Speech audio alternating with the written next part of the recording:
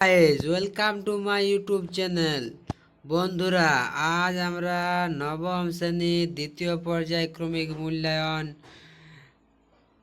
প্রশ্নপত্র life science প্রশ্নপত্র আলোচনা করব। দেখো, সঠিক উত্তরটি বেছে নিয়ে লেখো। সালোক সংশ্লেষে কোন গ্যাস ব্যবহৃত হয়? দেখো, অনেকগুলো প্রশ্নের উত্তর করা আছে, অনেকগুলো প্রশ্ন করা নেই, তা তোমরা একটু কারেকশন করে নেবে। দেখো, ট্রাকিয়া হলো ড্যাশ, ট্রাকিয়া কি? গয়ে ভিটামিন ডি এর অভাবে কোন রোগ হয়? সার্বিক দাতা কাকে বলে? শূন্যস্থান পূরণটা দেখে নাও। ড্যাশ গাছে বাকল মোচন দেখা যায়? মানুষের হৃদস্পন্দন মিনিটে কতবার হয়? গ্লাইকোলাইসিসের শেষ পর্দার নাম কি? সত্য মিথ্যাগুলো দেখো। সালোক সংশ্লেষে একটি অপচিতি বিপাক।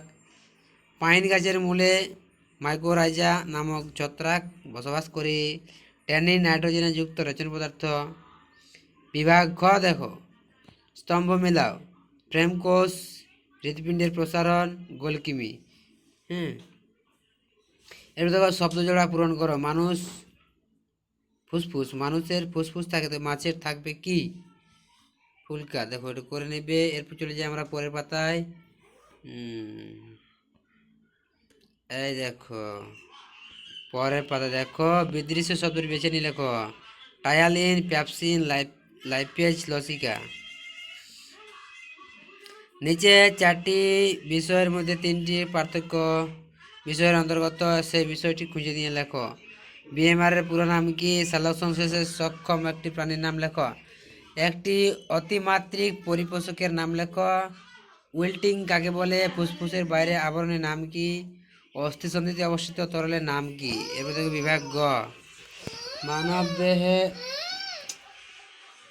মানব দেহে জলের ব্যবহার লেখো। রক্তের শ্রেণীবিভাগের গুরুত্ব লেখো। উদ্ভিদের জন্য উদ্ভিদ বৈশিষ্ট্য লেখো। উপচিতি ও অপচিতি বিভাগের পার্থক্য লেখো। মানুষের স্থায়ী দন্তসূত্রটি লেখো। শ্বসন ও দহনের মধ্যে পার্থক্য। বাষ্পমোচনকে প্রয়োজনীয় ক্ষতি বলে কেন? এরপর দেখো, অনেকগুলো চিত্র আছে। মানব হৃৎপিণ্ডের আভ্যন্তরীণ গঠনের চিত্রটি এঁকে দেখাও। অথবা সুষম খাদ্য কাকে বলে? গ্লাইকোলাইসিসের শব্দটির চিত্র লেখো। প্রাণীদের শ্বাস অঙ্গের বৈশিষ্ট্য লেখো এবং বাষ্পমোচন ও বাষ্পীভবনের পার্থক্য লেখো। তো বন্ধুরা, এই ছিল নবম শ্রেণীর জীবনবিজ্ঞান সাজেশন কোশ্চেন পেপার স্কুলের প্রশ্নপত্র। যদি ভিডিওটি ভালো লাগে অবশ্যই লাইক শেয়ার কমেন্ট করে জানাবে। আর চ্যানেলে নতুন হয়ে থাকলে চ্যানেলে সাবস্ক্রাইব করে রাখবে।